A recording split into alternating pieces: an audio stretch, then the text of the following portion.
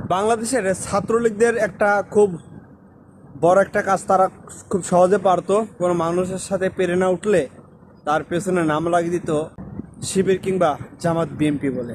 একটা জিনিস মনে রাখবা, ক্ষমতা আজীবন থাকে না। তুমি আজকে ইটটা মারবা, কালকে আমি সেম পাটকেলটা মারবো। তুমি আমাকে মারবা না, আমিও তোমাকে মারবো না।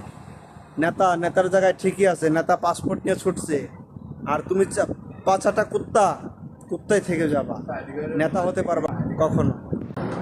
বেশ কিছুদিন ধরে হোয়াটসঅ্যাপ, মেসেঞ্জার, ফেসবুক এত পরিমাণ হুমকি ধামকি দিচ্ছিল যে মনে হচ্ছে ওদের হুমকির ঠেলায় এমনিই কমায় চলে গেছিলাম।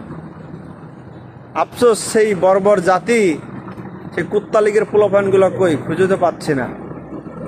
ওদের ফেসবুকে করা পোস্ট আর হুমকি দেওয়া সে ভয়েস, সে টাইপিংগুলো আর নেই, সব